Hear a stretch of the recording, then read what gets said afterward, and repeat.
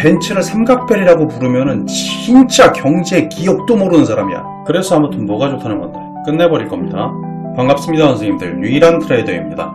오늘 벤비아에 대해서 하도 말들이 많길래 종결을 시켜버릴게요. 남성분들의 심장을 움직이는 단어죠. 벤비아, 뭐가 좋은가? 일단 벤츠는 삼각별은 확실히 아닙니다. 자, 왜냐? 1900년도 지금 나타나신 것처럼 다임러 모토레일 게젤 샤프트, DMG라고 이야기를 하겠습니다. 오스트리아 사업가 에밀 옐레닉이 CEO죠. 자, 그런데 메르세데스가 뭐가 나왔냐? 그 딸내미 이름이에요. 딸내미 이름. 그의 딸의 이름입니다. 메르세데스 옐레닉이라는 말이 그 메르세데스라고 맨 앞에 붙은 게 딸의 이름입니다. 그럼 여성분들이 좋아하는 건 벤츠일 확률이 높다라는 거야. 자, 벤츠 하면 무슨 이미지 떠오르세요? 럭셔리, 안정성, 퍼포먼스와 트레이딩을 하나로. 그런데 한 줄로 요약하면 우리는 비행기 회사였다라는 겁니다. 자동차를 처음 만든 건 확실해요. 고틀리브 다임러 내연기관을 세계 최초로 개발합니다. 그런데 세계 1차 대전 때 무슨 이야기가 나오냐면 카를 벤츠를 함께 해서 너 엔진 좀 만들어 봐라 이런 소리가 나온 거예요. 바쁘잖아 세계 대전은. 그래서 다임러의 D3가 독일 공군 전투기에 들어간 엄연한 전투기 엔진 회사라는 겁니다. 우리가 모두 아는 알바트로스, 그 기종에 이 벤츠 엔진이 탑재가 되죠. 대충 이런 느낌이에요. 나무위키 거를 참고했습니다. 프로펠러가 보이죠? 즉 메르세데스 벤츠는 삼각별이 아니라 프로펠러예요. 이 프로펠러가 하도 빨리 돌아가니까 윙 빨리 RPM이 돌 거 아닙니까? 이 모양이 나오더라는 거야. 이게 아이덴티티의 시작입니다.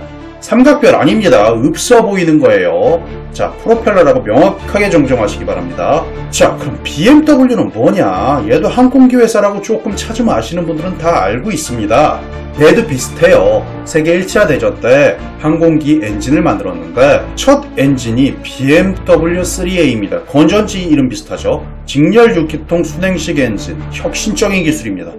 17년 당시에 185마력, 심장이 벌써 뜁니다. 자, 근데 이게 조금 말이 좀 어이가 없는 게 카더라예요. 근데 공식에는 이렇게 나와 있습니다. BMW 로고가 원래 바이에른주의 색상인 파란색과 흰색을 반영한 것이다. 나중에 프로펠러 모양을 상징하는 것으로 해서 이거 벤츠잖아. 근데 공식에는 이렇게 나와 있습니다. 자, 근데 제가 추정했을 땐 이게 아니에요. VIIA 전투기 아닙니다. D7이에요. 아라비아 느낌. 오케이. 자, 그런데 엔진 유형이 여기 메르세데스라고 되어 있어요. 그쵸? 여기 메르세데스 보이죠?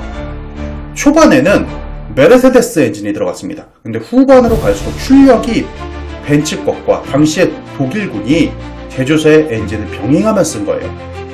벤츠 게 좋네? BMW 게 좋네? 이런 식으로 병행을 하다 보니까 BMW가 출력이 조금 나은데 똑같이 만들으라고 했는데 이런 느낌인 겁니다.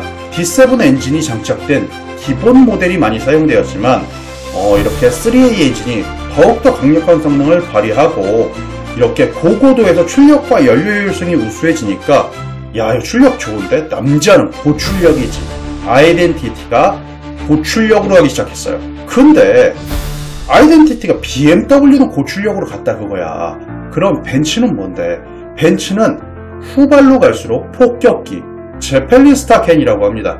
자, 이런 폭격기는 쉽게 말하면은 미사일을 떨어뜨려야 되잖아요. 롤이 있으면 되겠어요? 안 되겠어요? 이 흔들리면은 하늘 위에서는 조금만 이게 1, 2cm만 해도 아래에서는 3, 4m, 5, 6m 막 차이 날 거 아닙니까?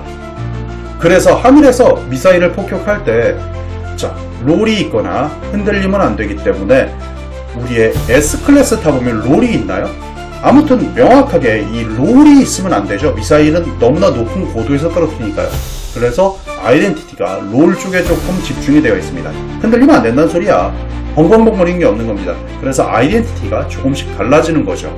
자, 그런데 여기서 또 하나 문제가 생깁니다. 자, 1차 세계대전이 끝나고 연합군이 엔진을 뺏어갔어요. 자, 근데 출력이나 운동성이 올빵을 찼다 그랬잖아요.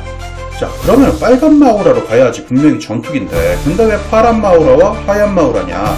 자, 초반에 프로펠러라고 했는데 프로펠러도 아니잖아. 심볼이 출력이 좋으니까 막 공중급유라든지 수송선이라든지 엔진 여러 개 붙여놓으니까 잘 가더라는 거야. 그래서 출력을 점점점 몰빵을 칩니다. 근데 일단 BMW 측에서는 이런 것들을 바이에른주의 색상이다, 같은 동네에 팔고 싶었나 보지, 그리고 파란색과 흰색을 반영해서 프로펠러 모양이다라고 계속 언급하고 있지만 그 마지막 남은 아이덴티티를 비버, 그 앞 그릴 있죠. 이 비버로서 상징성을 남겨두고 있습니다. 자, 그럼 그때 아우디는 뭐 했냐는 거야. 아우디는 1차 때는 없었어요. 근데 2차 세계대전 때는 군용차를 만들던 회사입니다. 자, 이 심볼의 연역은 위와 같아요. 아우디, 포르이, DKW, 반다로.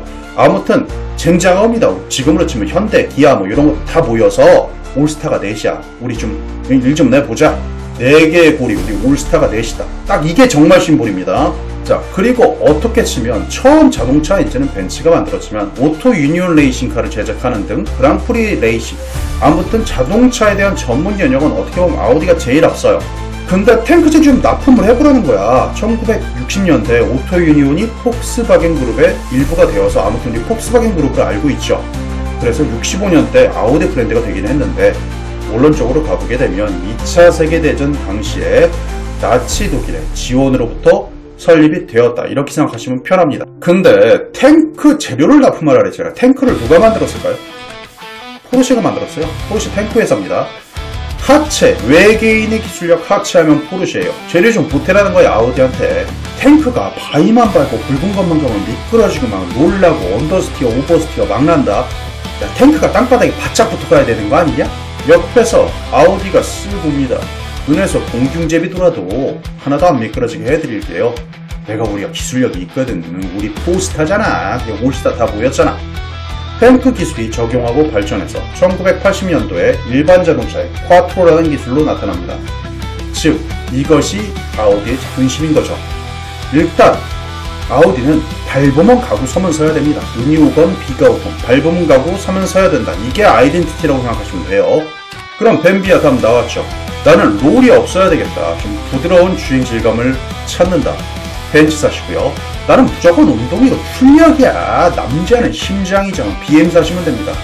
자, 그리고 차는 밟으면 가고 세우면 서야 돼. 무조건이야. 눈이 오건 비가 오건 차는 밟으면 가고 세우면 서야 되는 원칙적으로 가야지. 아우디 사시면 됩니다. 개심파잖아. 이거 하나하나 모양 잡고 이야기하면 이거 3시간짜리 얘기입니다. 깔끔하게 끝냈잖아. 원래 이게 수준 있는 명강의는 굵고 짧은 겁니다. 구독, 좋아요, 알림 괜찮죠? 오케이?